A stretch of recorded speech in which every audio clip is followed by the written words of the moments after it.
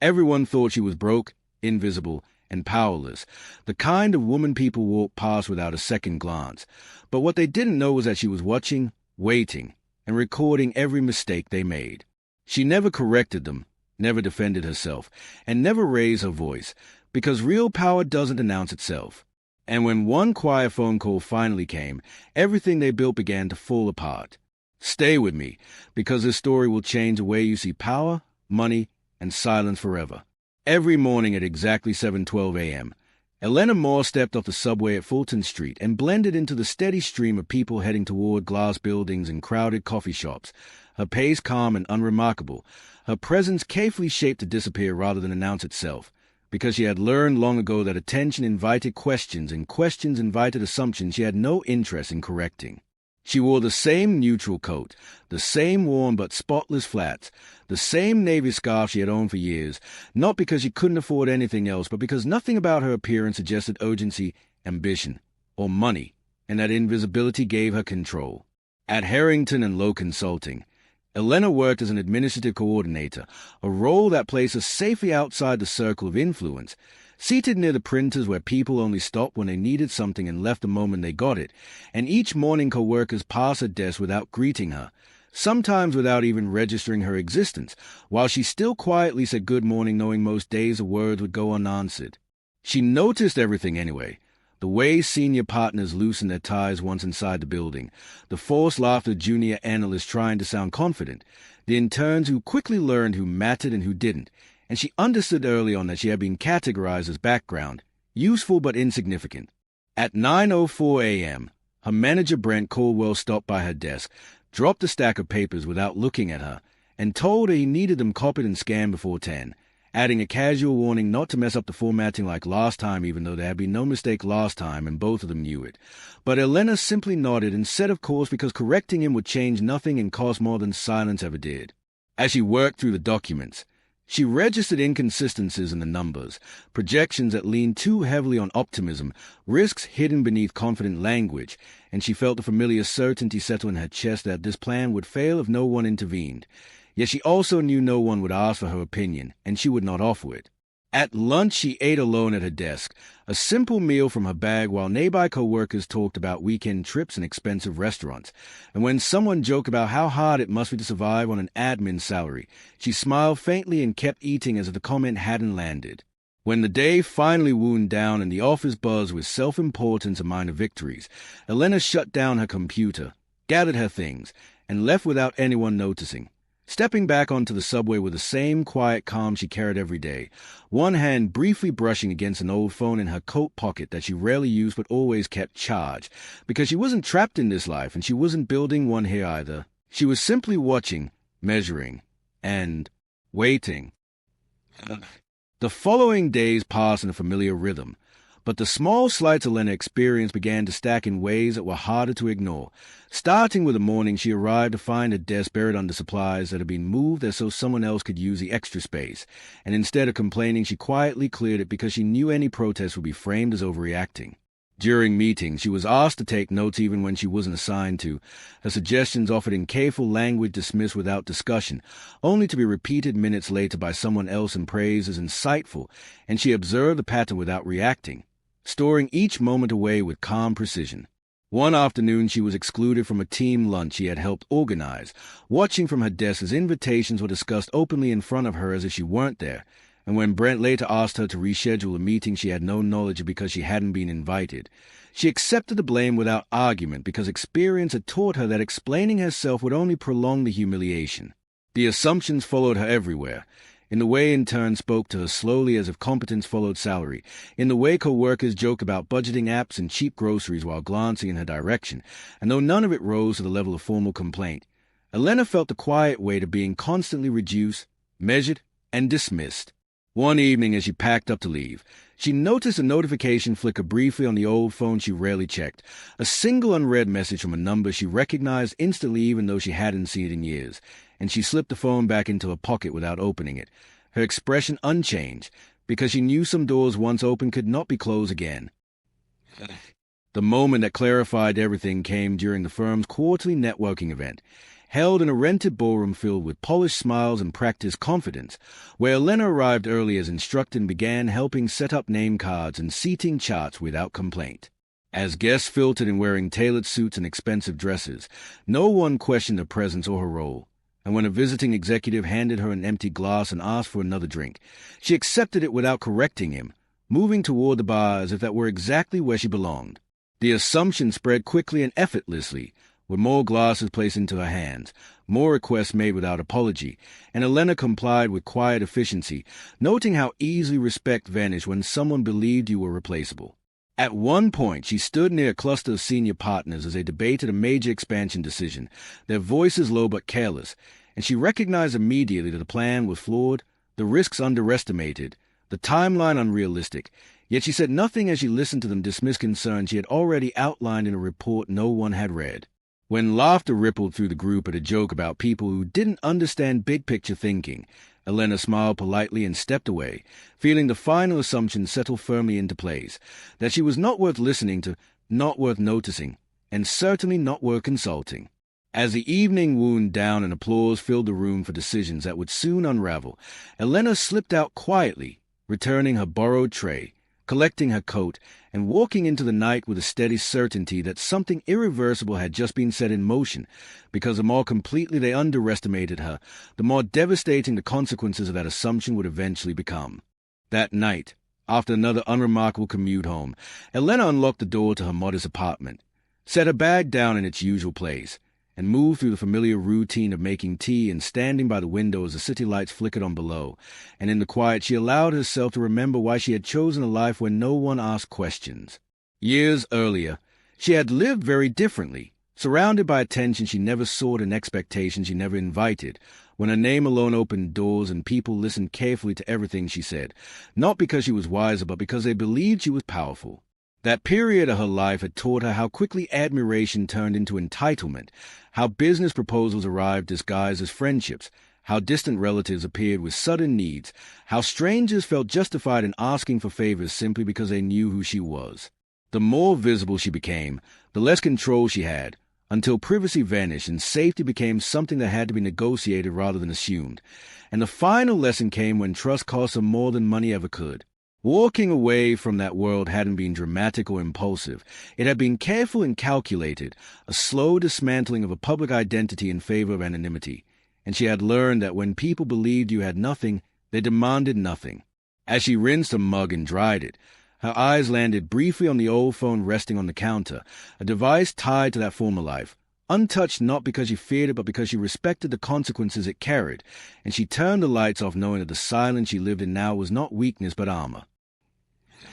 Over the next several days, the office buzzed with excitement as Harrington and Lowe pushed forward with its expansion plan, and Elena watched the momentum build with a detached clarity that came from experience rather than optimism. Her workload increased as leadership demanded faster turnarounds and cleaner presentations, and she spent long hours assembling data, organizing financial models, and double-checking assumptions that others skimmed past, noticing patterns that didn't align and risks that were quietly being ignored in favor of speed. The projections leaned heavily on best-case scenarios, regulatory concerns were minimized, and dependencies were stacked so tightly that one delay could trigger a cascade of failures, and Elena documented every concern carefully, attaching data, precedent, and alternative strategies to a report she sent up the chain with professional restraint. The response was silence,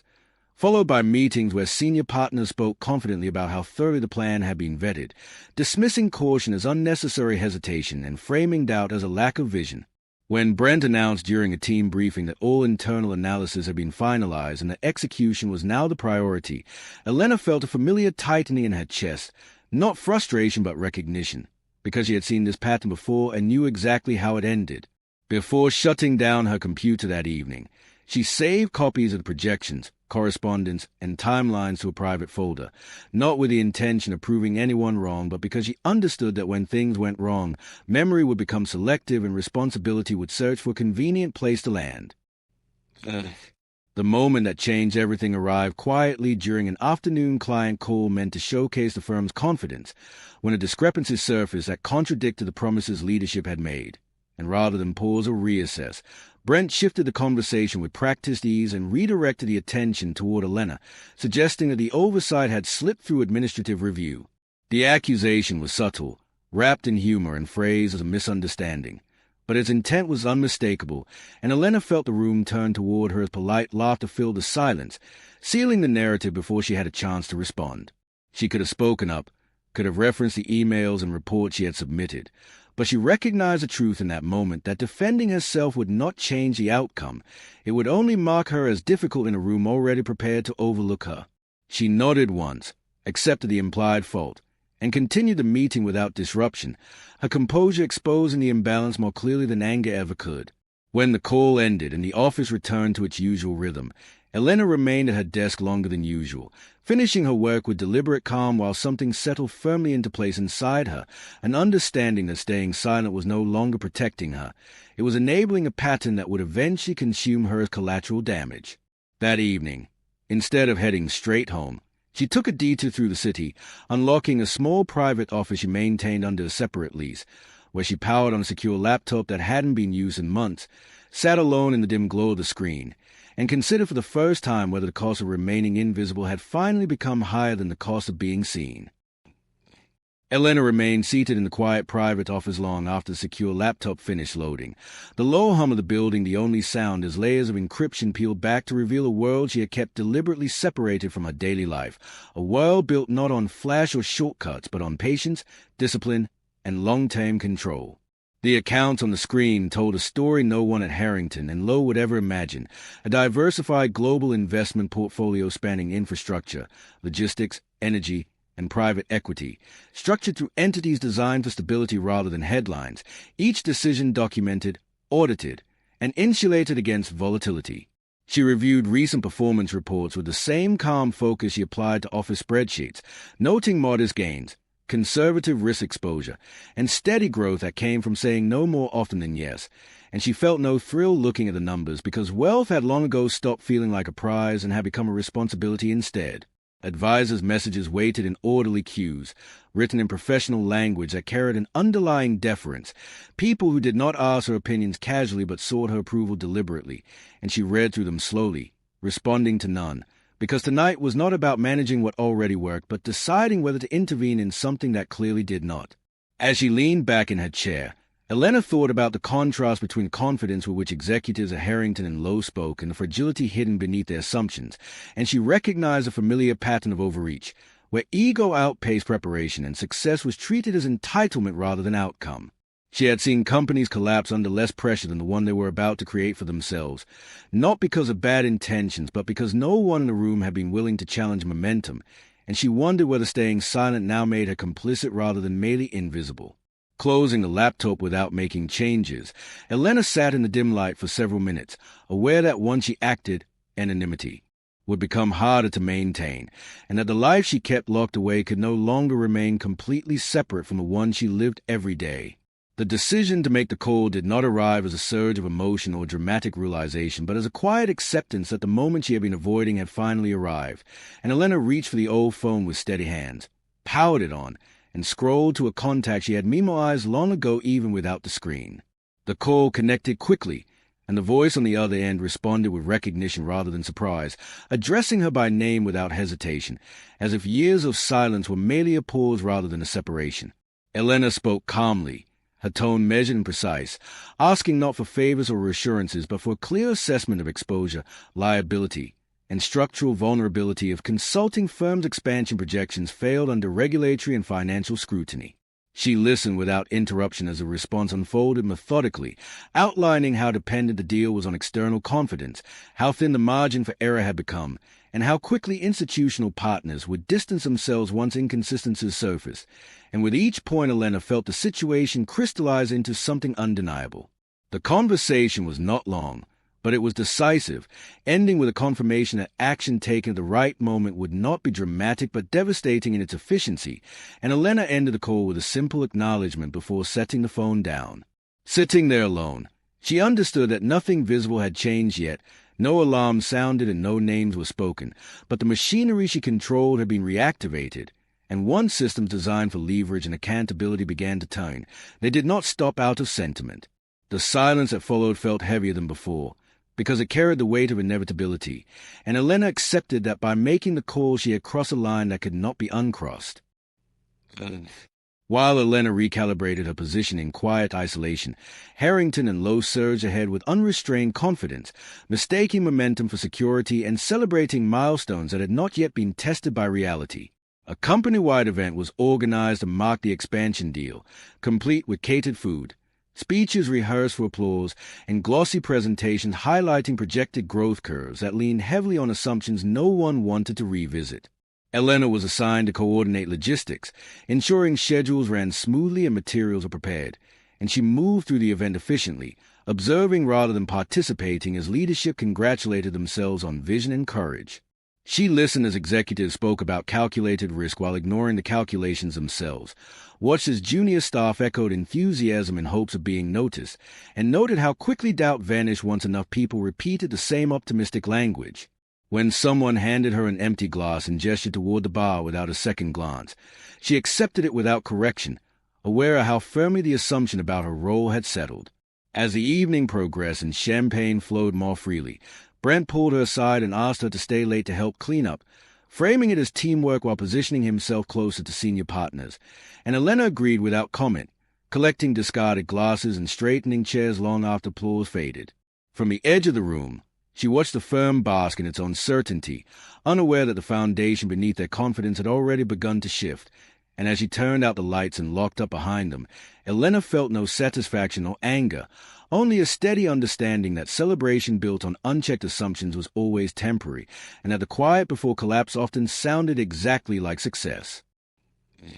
The next morning unfolded like any other on the surface, with elevators filling, coffee machines humming, and inboxes flooding with routine requests. Yet beneath that normal rhythm, the consequences of Elena's decision were already moving through channels far removed from the office floors of Harrington and Lowe. Elena arrived at her desk at her usual time, logged in, and began working through her task list with steady focus, while elsewhere conversations took place that did not include the firm's leadership and did not require their approval. Institutional partners who had once nodded along without hesitation now revisited documents they had skimmed too quickly. Legal teams examined projections with sharper eyes, and questions that had previously been waved away were suddenly treated as essential. By mid-morning, Elena noticed small disruptions ripple through the office, calendar invitations quietly disappearing, calls being rescheduled without explanation, and emails returning with carefully worded requests for clarification rather than confirmation. Brent lingered near his desk more often than usual, refreshing his inbox and pacing during calls, while senior partners clustered behind glass walls, their conversations muted but tense. During her lunch break, Elena stepped outside to answer a call on the old phone, listened as confirmation arrived that a formal review process had been initiated, that confidence was being reassessed at levels far above day-to-day operations, and that distancing had already begun quietly and deliberately. She asked no follow-up questions and offered no instructions, because the system she had reactivated was designed to function without constant oversight, and when she returned to her desk moments later, nothing about her expression or behavior signaled that the firm's future had already begun to tilt away from certainty. In the days that followed, Harrington and Lowe did not collapse dramatically or announce failure, but instead slowed in subtle ways that unsettled everyone who depended on momentum to feel secure. Meetings that had once been decisive stretched longer as participants hesitated before committing, approvals that were once automatic became conditional, and requests for funding stalled under layers of newly imposed scrutiny. Elena watched the change unfold from her desk, noticing how language shifted first, how phrases like "when" quietly turned into "if," and how confidence gave way to careful qualification. Senior staff circulated reassurances that everything was proceeding normally, yet their tone lacked conviction, and junior employees sensed a discrepancy immediately, filling the gap with speculation whispered in hallways and elevators. Brent attempted to project control by calling frequent check-ins, but his explanations grew thinner with each meeting, and when pressed for details, he deferred upward more often than before. Elena continued performing her work with precision, pulling reports, organizing correspondence, and updating timelines, all while recognizing that the very documents now being requested had once been ignored. The pressure built not from a single crisis but from accumulation, as unanswered questions piled on top of delayed responses, and Elena understood that this was the most dangerous stage, when leadership still believed the situation could be managed through confidence alone while evidence quietly suggested otherwise. By the end of the second week, the shift from unease to panic became visible as emergency meetings multiplied and leadership's private discussions grew louder, longer, and less controlled. Elena observed how quickly authority changed shape under stress, how partners who once spoke with certainty now contradicted each other openly, how blame began circulating before responsibility had been assigned, and how composure gave way to irritation when questions could no longer be dismissed. Brent's demeanor sharpened noticeably, his patience thinning as he demanded immediate answers to problems that had been building for months, and his need to distance himself from earlier decisions became increasingly obvious. When Elena was asked to retrieve archive reports, correspondence, and projection drafts related to the expansion, she complied without comment, carefully organizing the materials and placing them in the conference room exactly as requested, even as she recognized that the firm was now scrambling for information it should have relied on from the beginning. Raised voices carried through closed doors as leadership searched for explanations that would preserve their authority, and Elena returned to her desk afterward with the quiet awareness that panic among powerful people rarely led to clarity, only to exposure. As the office atmosphere tightened and confidence unraveled, she remained calm, knowing that once fear replaced certainty at the top, decisions would no longer be driven by strategy but by self-preservation, and that this stage of collapse, though still invisible to the outside world, was often the point of no return. The questions surfaced quietly at first, not in a meeting or an email, but in the uneasy looks exchanged between senior staff as they retraced decisions and timelines, searching for where certainty had slipped through their fingers, and as they reviewed reports and correspondence, Elena's name appeared more often than expected, attached to documents that had been submitted early and ignored. A senior partner named Richard Hale noticed a pattern during a late evening review, recognizing that several risk assessments bore Elena's signature and predated the current crisis, and curiosity gave way to discomfort as he realized how thoroughly her work had been overlooked. The following morning, Richard stopped by Elena's desk under the pretense of requesting files, studying her more carefully than anyone ever had, and when he asked a few pointed questions about the projections, her answers were calm, precise, and effortlessly informed, leaving no room for doubt that she understood the situation far better than her role suggested. As the day progressed, whispers circulated quietly among leadership, and for the first time someone asked aloud what should have been obvious from the beginning, who exactly Elena Moore was and why her analyses had been consistently dismissed. That afternoon, Richard asked her to step into a small conference room, close the door, and pose a question directly, his voice low and controlled, asking how she knew what she knew, and Elena met his gaze evenly, offering no explanation beyond the facts, because she understood that curiosity born of desperation was not the same as respect, and once the question had been asked, there was no returning to ignorance. The emergency board meeting was scheduled with little notice, and when Elena was asked to attend, the request was framed as administrative support rather than participation, an assumption she did nothing to correct as she entered the room and took a seat near the wall. Around the table, senior partners spoke with forced authority, reviewing numbers that no longer inspired confidence and debating strategies that sounded increasingly defensive, and as tensions rose, contradictions surfaced, exposing how little alignment remained among those accustomed to control. When questions arose about prior warnings and internal reviews, Elena was asked to distribute documents she herself had prepared months earlier, and as pages circulated and recognition spread across the room, the conversation slowed, voices trailing off as people absorbed the realization that the risks now threatening the firm had been clearly outlined and formally submitted. Silence filled the room not because there was nothing to say, but because no explanation sounded sufficient, and Elena remained still, answering questions only when directly addressed, her responses brief, factual, and impossible to dispute. In that quiet, authority shifted without announcement, not through confrontation but through recognition, as the room collectively acknowledged that the person they had treated as invisible had understood the situation long before anyone else had bothered to listen. In the days following the meeting, decisions were made quickly but without spectacle, and Elena watched as the firm moved from denial to damage control, restructuring teams, freezing initiatives, and quietly severing ties with those whose leadership had driven the crisis. She was approached privately by partners seeking guidance, not in the language of command but in the tone of people aware they no longer held certainty, and Elena responded with restraint, offering clarity without indulgence, because she understood that restoring stability required discipline rather than revenge. Firings followed, measured and documented, aimed not at punishment but at accountability, and policies were rewritten with an emphasis on transparency rather than hierarchy. When Brent requested a private conversation, his apology came haltingly and too late, layered with self-preservation as much as regret, and Elena listened without interruption, acknowledging the words without granting absolution. She did not dismantle the firm or expose its failures publicly, because destruction had never been her objective, and as operations stabilized under new leadership, Elena quietly prepared to step away, knowing that mercy exercised without ego was not weakness but control, and that staying any longer would only blur the boundaries she had fought so hard to maintain.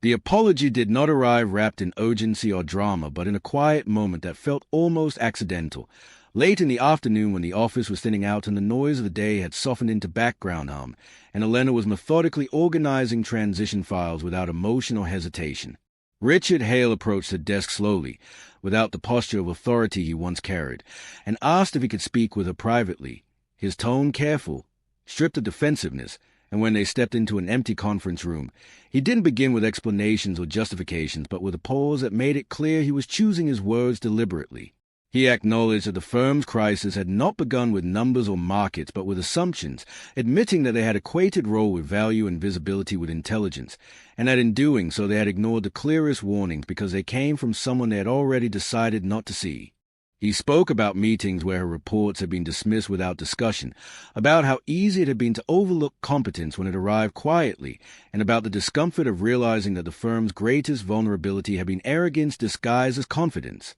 Elena listened without interrupting,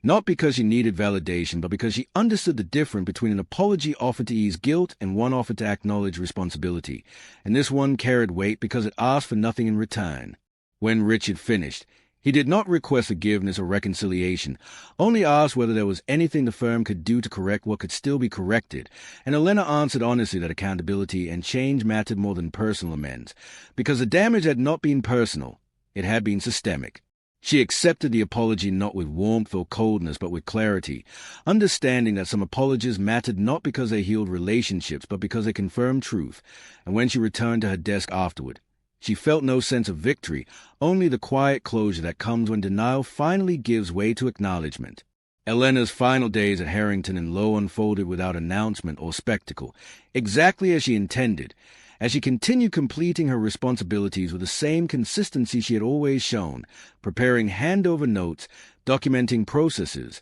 and ensuring continuity without drawing attention to herself. A few colleagues noticed a change only when they saw her desk gradually clearing, her personal items reduced to essentials, and even then most assumed she was simply transferring departments or taking extended leave. She declined invitations for farewell lunches and informal goodbyes, not out of bitterness, but because she understood how quickly meaning could be rewritten once stories were shared publicly, and she had no interest in becoming a narrative shaped by others. On her last morning, she arrived early, finished her work, and sat quietly for a moment longer than usual, observing the office with detached clarity, aware that the same dynamics continued around her, just temporarily recalibrated by recent events. When she finally stood, returned her access badge, and shut down her computer, there was no pause or backward glance, only the steady certainty that she was leaving a chapter that had fulfilled its purpose. Stepping outside into the city, Elena felt neither triumph nor resentment, only relief, the kind that comes from alignment rather than escape. And as she merged once more into the anonymous flow of commuters, she carried with her the understanding that proving her worth had never been the objective, because true autonomy came from choosing when to engage and when to walk away. In the weeks following Elena's departure, her absence slowly reshaped the conversations within the firm, as people revisited past interactions with new awareness and the discomfort of hindsight settled in. Some co-workers spoke about her with regret, recalling moments when they had overlooked her contributions or made assumptions they now recognized as careless, while others softened their memories to protect themselves, insisting they had always sensed she was different or more capable than her role suggested. Leadership referenced her analyses in internal reviews and training sessions, framing them as lessons in diligence and foresight, though rarely acknowledging how thoroughly those warnings had been ignored at the time, and junior employees repeated her name quietly as a reminder of what happened when hierarchy replaced judgment. Attempts were made to locate her, framed as consulting opportunities or advisory roles, but every inquiry met a polite boundary, reinforcing the realization that access could not be reclaimed simply because it was now desired. Over time, Elena became less a person and more a symbol within the firm, an uncomfortable example of competence hidden in plain sight. And as operations stabilized and confidence cautiously returned, the lesson lingered beneath the surface, that overlooking someone was not a neutral act but a decision with consequences, and that the cost of underestimation often appeared long after the opportunity to listen had passed. Elena's life settled into a familiar rhythm again, not because anything had diminished, but because balance had been restored, and in a different city where no one recognized her name or cared to ask questions, she resumed the quiet routine she valued, walking to wake, blending into crowds, and choosing simplicity without sacrifice. Behind the scenes, the structure she oversaw continued to function with disciplined precision, investments managed conservatively, initiatives funded quietly, and opportunities created without announcements or press releases, because she had long ago learned that impact did not require applause to be effective. She reviewed proposals from advisors who spoke to her with respect rooted in consistency rather than fear, supporting projects that focus on long-term stability, worker protections, and sustainable growth, often declining more lucrative options that demanded visibility or control she did not want. Occasionally, she encountered news about Harrington and Lowe, reading detached updates about restructuring and recovery, noting how lessons were framed carefully to avoid naming the deeper issue, and she felt no satisfaction or resentment, only confirmation that outcomes unfolded whether or not recognition followed. Elena continued to dress simply, live modestly, and move unnoticed through the world, understanding that the greatest advantage she possessed was not wealth or influence, but the freedom to choose when to step forward and when to remain unseen, and in that freedom she found a form of power that never needed witnesses to exist. The final moment did not arrive with resolution or celebration, but with continuity, on an ordinary morning when Elena boarded a train, took a window seat, and watched the city blur into motion as the day began like any other. Her phone vibrated once with a number she did not recognize, and when she answered, the conversation was brief, practical, and forward-looking, involving logistics rather than validation, and when the call ended, she placed the phone back into her pocket without ceremony. Across the aisle, strangers scrolled through their screens, unaware of the quiet decisions being made in their midst, and Elena allowed herself a small, private smile, not of triumph but of understanding. Because the chapter she had lived through had never been about revenge or recognition. It had been about choice. As the train carried her forward, she reflected briefly on how easily people mistook silence for weakness and modesty for limitation, and how dangerous those assumptions could be, before turning her attention back to the present, grounded and unburdened. When the train slowed and doors opened, Elena stepped out into the crowd and disappeared seamlessly among them, leaving behind no spectacle, no confession, and no explanation, only the quiet truth that the most powerful people in the world were often the ones who never needed anyone to know who they were.